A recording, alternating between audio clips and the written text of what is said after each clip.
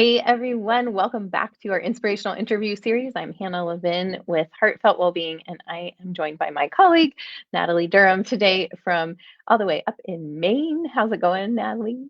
Good. Very sunny today. A Oh, happy good. day. Yay.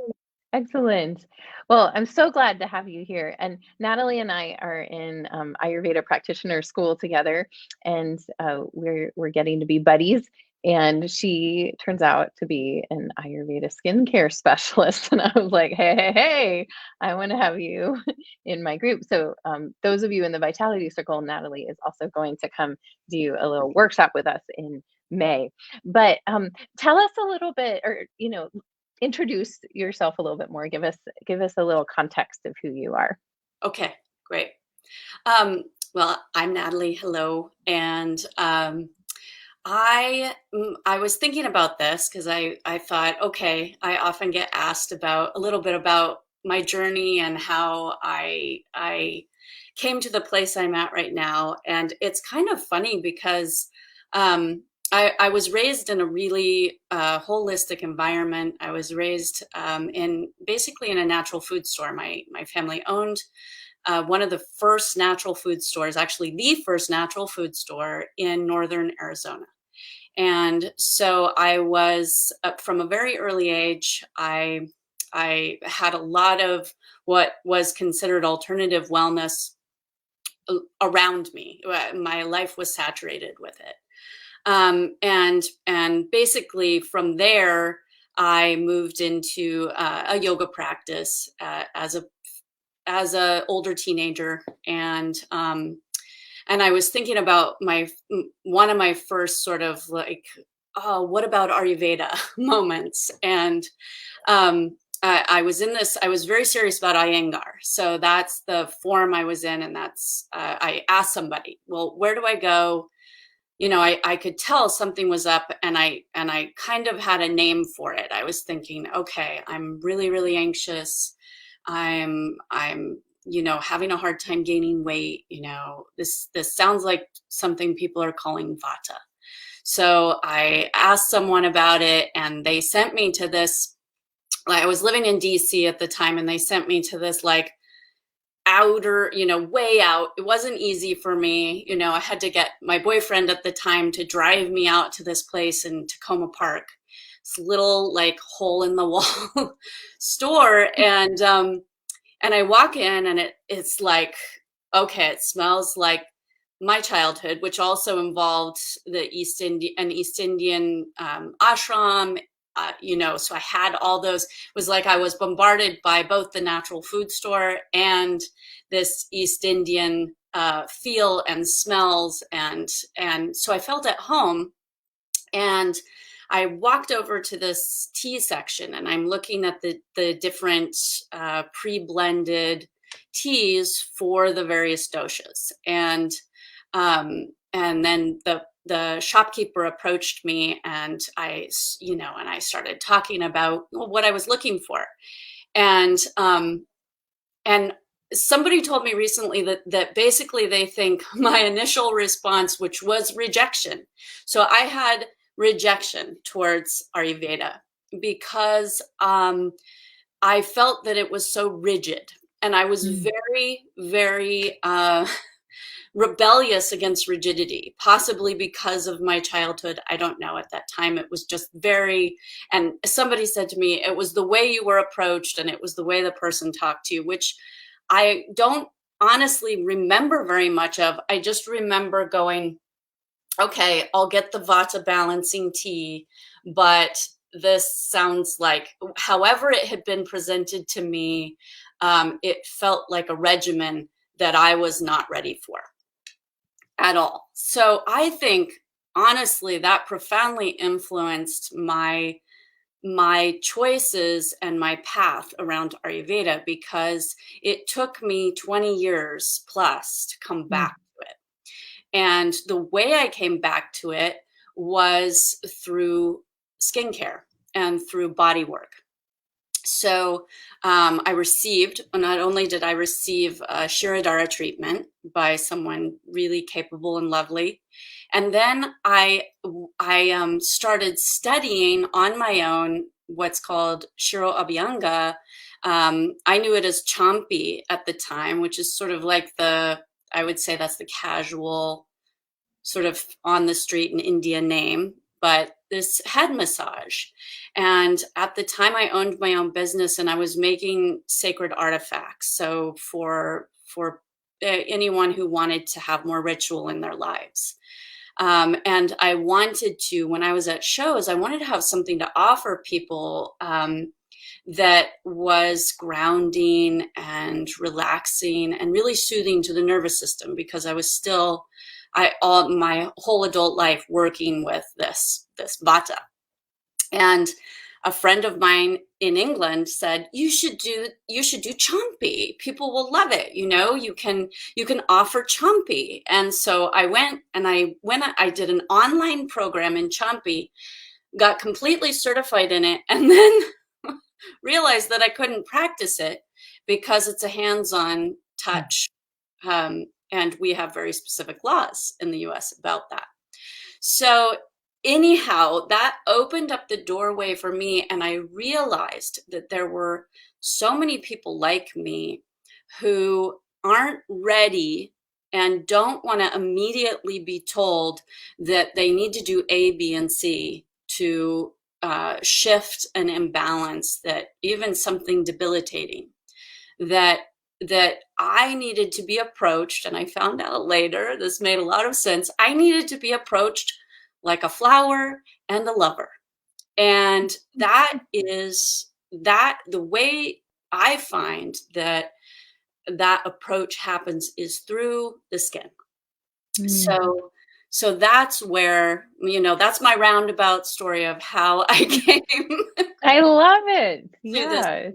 Yeah. It's so fabulous. So now you specialize in this, in Ayurvedic skincare. And just for those of you watching that don't know what Shirodhara is, it's an Ayurvedic treatment, which is basically a stream of oil. So you're laying down and a stream of oil continuously falls on your forehead. It's not drips, it's a continuous stream of oil. And it's actually incredibly soothing it kind of puts you in a trance state. Yes. It's incredibly soothing to your nervous system and to your mind. And so when Natalie talked about having Shirodhara done and then learning Shiro Abhyanga, Abhyanga is the self-massage. So she was learning how to do that. So just to give a little definitions there, that could be helpful. So when you're first introducing people to Ayurvedic skincare, what are some of the basics that you feel like people need to know or understand? Yes. Okay. So it depends. There's a variety of approaches, but I would say that the first thing that I always say to people is that Ayurvedic skincare is a form of self-love, and that actually touching ourselves lovingly on a daily basis changes our chemistry. And the whole idea that beauty comes from within, that's not just a concept. That is an actual physiological thing that happens. So we can start there. We can start with a really loving relationship to ourselves through this organ that is on the outside of our body, that is something that we are constantly relating to each other through, and something that we are constantly judging, especially in the West. So there's a lot of, in the modern world, really, because we have access to so much imagery, and we're so compelled by imagery and our image of ourselves. So that's always the first thing I begin with, is that we want to begin to understand that the way we relate to our skin, that the way we relate to the way that we look, is having a massive impact on us internally. And when we can shift that to a loving place, even if that just starts off, for some people, that can start off with like, okay, This is feeling good. That's as far as they can get. They Mhm. can't get to just yet, I'm beautiful, or I love my skin, or I love the way my skin looks. But they can start with, okay, this feels good. Oh, okay, my skin, it feels softer. This is, it can be a slow road. Yeah. Yeah, I love that. It's not it's not like, "Oh, here's some scientific biological things you need to know." It's like, yeah, it's so much about our relationship with ourselves. I think that's so, so true. Yeah, and so when you so we know in Ayurveda that we work with this 5-element system and the doshas. What what specifically how do the doshas inform skincare? Well, they a lot. I mean, they honestly, it's amazing how I was just thinking about this and sort of preparing my mind for this time with you. Um, so basically, the skin is is always it is even more influenced, I would say, than our internal bodies, maybe as much as our minds, by the shifting outside of us and within us all the time. So as we know, um, the doshas are always changing, right? So they're changing during the day, they're changing during the night, they're changing with the seasons. There's That's constant, and the skin is so influenced by those changes. Yeah. And So life stage too. yes, yes, Yeah. absolutely, so much in life stage. So, like, for instance, a person could wake up, they could wake up around 6 or a little before 6, and their skin, they go to cleanse and then they apply their oils and they feel just lovely and moisturized. And then all of a sudden, about an hour later, their skin feels dry. So if you think about this, when I am looking at what's going on for them just with skincare, I would say, okay, that's obviously there's a doshic influence happening externally here, just in the time of day. And then, yes, so seasonally, you're going to have the skin is profoundly influenced by Vata season. It's every season, you can imagine in summer, you're going to have all kinds of heat related flare ups. In the fall, you're going to feel dry, your skin's going to feel rough. There's all that stuff going on. In the winter, it can just feel clogged, and deep in the spring, late winter, spring, you can just have that kapha clogged feeling. Mm, And then, yeah. yes, as we move through life, our skin changes. So childhood, we have this, like, our skin, like, we can do no wrong. It's It's just like, very juicy. and Juicy then, skin. yes, and then we get into, like, most of our working life, it's more pitta. We may, like, in the teens, it starts to show some very serious pitta imbalance, for most people. And then getting into the vata time of life, it's you're working with those elements, that Yeah. those dry rough qualities, especially, in showing up in the deeper lines and the Yeah. crepiness and the loss of elasticity. Yeah. So So for women, that's really postmenopause is yes. when that Vata stage shows up. Yeah. And a lot of the women that I work with are menopausal or Yeah. postmenopausal, which is uh, you know, beyond where I am right now. So I'm constantly like, all right, how how are things going and what can Yeah. we learn together? And applying what I've learned, but haven't yet experienced in my own body yet. Um, yeah. So what are some actual things that we could start doing? I know you do some different techniques. Is there anything that you could kind of say like this would be helpful for everybody to know, regardless of dosha? Yeah. Yeah, actually, I think you've probably, well, I know you've seen, like, I'm very, very, I'm dedicated to one tool.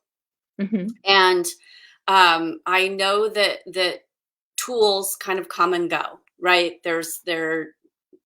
They have their trends and their whatever it is, so a lot of times for us, especially those of us who, well, I would say it's a Vata tendency to want this and this and this, and I want every little tool And and try every, it all. Yeah. yeah, try it all and not stick with anything. But the one the one thing I have stuck with over the years that I was one of my first, this was one of my professional trainings when I specialized in body and beauty work, is Kanza. And Kanza means bronze. Mm. Um, and bronze happens to be this powerhouse metal. It's an alloy, so it's a mixture of metals. Is primarily copper, which I think most of us maybe know this, especially anybody who likes to cook. That copper counters are there because they're antiviral, antimicrobial, Mm. antibacterial. They have natural repelling quality. Copper has natural repelling qualities. So that alone, that's the major part of Kanza. Copper on its own is very, very soft. So adding tin in this case is what gives it its hardness and its golden glow. So in Ayurveda and India, bronze Kanza is a sacred metal, and it has this ability to infuse us with the sun without unnecessarily increasing heat or pitta. Mm. It actually removes excess pitta and acid from the skin. So it's a very, very useful metal for wellness purposes. It's alkalinizing in just the right way, basically. So originally, Kanza was used not only for skincare, but it was used to house water, so vessels for water, to alkalinize the water, to purify the water, used as utensils and plates to serve on. I wish we could go back to that, right? Yeah. Cool. So for me, the tool, just with its history and then its ability to balance all the doshas. It's tridoshic, and it's very. I mean, it also has these very specific benefits for Vata, for Pitta, and for Kapha. So it's what I go to for everyone and everything, because it works with all the energetic channels of the face, which Mm. face, head, and neck, which are numerous. And it can also be used elsewhere on the body. But I tend to focus in this area because of the powerhouse that this area is. Yeah. It So sounds like it's tridoshic too, yes, right? Yeah. yes. Yeah. It's tridoshic, and so you're talking about with this tool, you can work with so many different layers and levels, from very specific Ayurvedic principles, and anatomy and energetic points from yoga and Ayurveda. So we're talking about marma, which are kind of maybe if people are familiar with traditional Chinese medicine, that would be like a reflexology point. And then nadis like meridians. So you can imagine, if you know a little bit about reflexology, it's the same idea. The marmas are associated with organs. So you're working with specific organs. We have a lot of eye strain. We use our eyes a Mm. lot in our modern world. Kanza is really, really targets eye wellness. It helps like any massage, it helps to bring blood flow and to move lymph. And so that actually helps with collagen production. So these are all these, I mean, this is like this is the kind of tool that if you use it on a regular basis and you do that daily, then you will actually see visible changes in your, Mm. not Can you only, tell us what it looks like? yeah, let me What the see, tool looks like? where is it? You might have to get up and get it. I should have Oh. had it here. I didn't know we would talk about it. It must be somewhere. I must have used it earlier because it's not Oh. in the usual spot. But Well, no worries. I can get you. Basically, it's a little wooden wand and it has a bronze dome on it. Mm.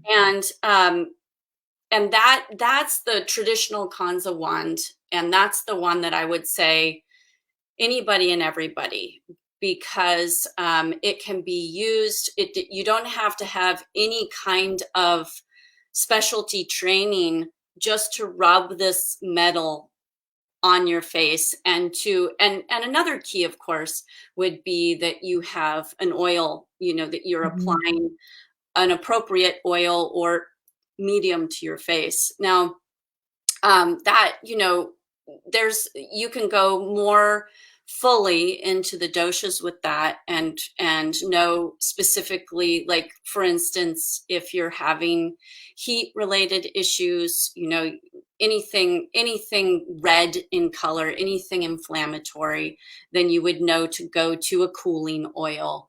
If you're having rough Like drying, coconut. yes, coconut, Okay. perfect. Yes, so coconut would be an excellent choice, or ghee, my Mhm. personal favorite. And then, sesame for the dry, rough. And then for kapha, it's always a little bit, it's a kind of it's a little bit trickier. And honestly, people with kapha skin don't tend to want to do anything to their skin because Yeah. they don't need to. So those with kapha skin tend to enjoy beautiful skin their Yes. entire lives and very rarely feel the need um, to do much as far as skin is concerned. So for kapha people, I usually say, if you're still going to get a tremendous amount of benefit just from stroking the marma points, and just a light, it's not really, it's more of like moving lymph, which is great, so a kapha person wouldn't necessarily say, okay, I'm going to really give myself a nice massage with the Kanza tool, which you Mm. can. You can actually do that. You can give yourself a little bit of pressure. And I think maybe, pittas and vatas enjoy that more. Mhm. The smoothing out from Yeah. Yeah. the We lines of the yeah. Let me focus in there and not get, and then you got to be careful not to get too obsessive with that. right. Right. Too So too yeah, busy. for a kapha, maybe grapeseed oil or something like this would be, or Mhm. sunflower would be an excellent, just a small, very small amount of sunflower oil. Yeah, you don't need much. I was gonna say kapha skin is usually well lubricated. That's right. You do Doesn't want need any. a little bit of oil. Mhm. You do want slip. It doesn't Mm. you don't it doesn't need to be slathered on, and you don't want that either. Even though, Mhm. like with vata, we might want to. It might feel like, oh, Mhm. we need that, but actually it's important to have like just a little bit of pull. Not so much Mhm. you're feeling uncomfortably stretched, but that little bit of pull, it actually works wonders for the skin. Mhm. Mhm. And you don't want to just have the tool flying off your face. Mhm. Yeah. What about just general, maybe not treatments, but just how we interact with the skin on our face? Yeah, We touch our faces all day long.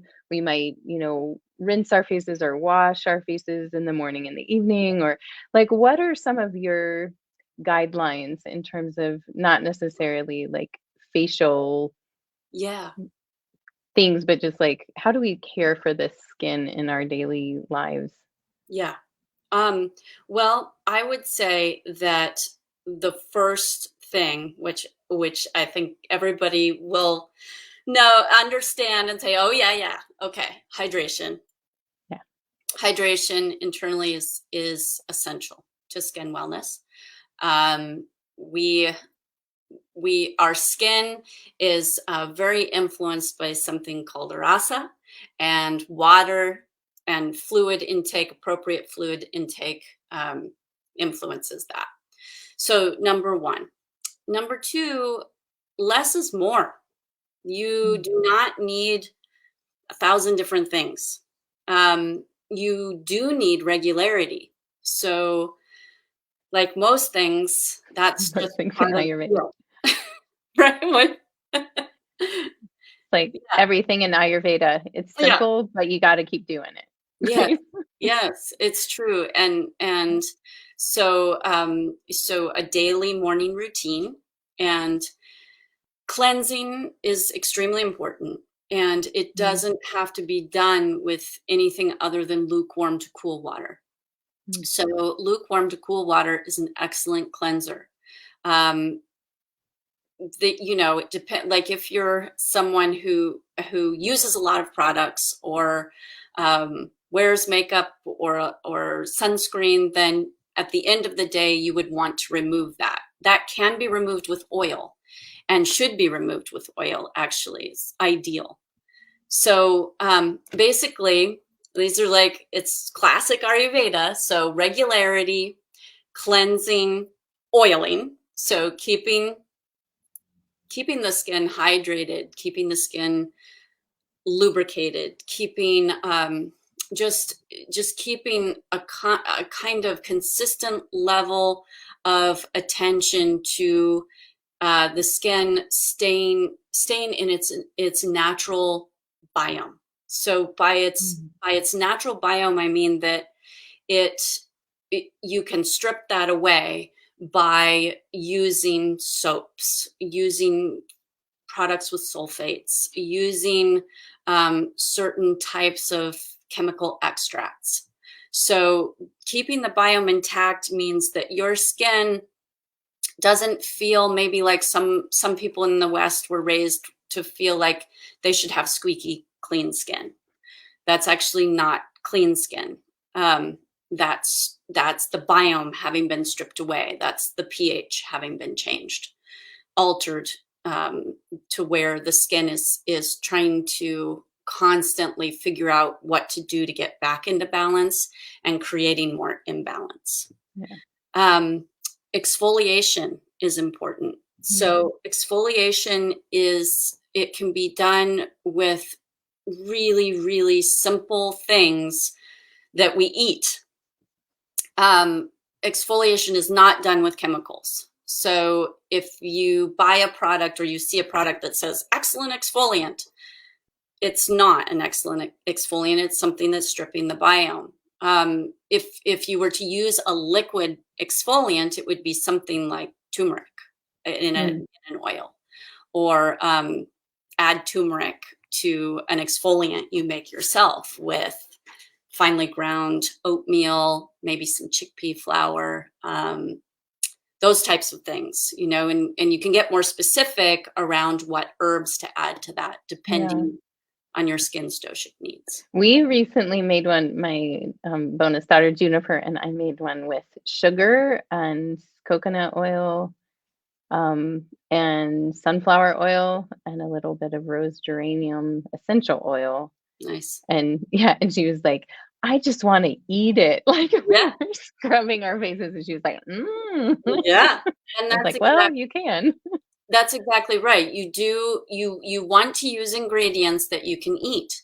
Yeah. Um, some traditional formulas are going to have a lot of different herbs infused into an oil, which you wouldn't necessarily drop in your mouth. And Right. at the same time, every single herb or food constituent is going to be okay to eat.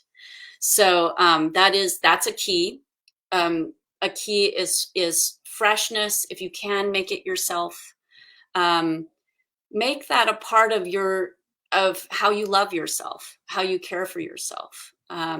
You don't need to buy expensive products to love and care for yourself. And when you're engaged in this type of lifestyle and looking at how to implement it more deeply, is skin and skincare just begin to become a part of that. You'll start Yeah. to develop what you need in your pantry to take care of your skin as well. Mm. That's awesome. Yeah. That's full circle, and we're right at the end of our time. So back to self-love, back to just loving yourself and doing Yes. all the things to help every cell of you know that you are whole and happy and healthy and loved. Yes. Yeah. Awesome. Well, thank you so much for being here today, Natalie. I'm Thank so you. thrilled. And we'll post your website with this interview. So if folks want to find you and see more about what you do you want to share anything about that before we sign off? Oh, yeah, I would love just come over and visit. I mean, I offer like an excellent short Kanza tutorial if you want to learn more about that, and we can speak to your specific needs. Um, and there's a lot of good resources over there and a lot of interesting ways to engage with me and what I have to offer. Yeah. Well, thank you for your specific Ayurvedic niche. And I'm excited to continue learning from you. So Thank thanks you. for being here today. We'll talk to you again soon and hope Okay. everybody enjoyed the interview. All Thank you. right. Bye.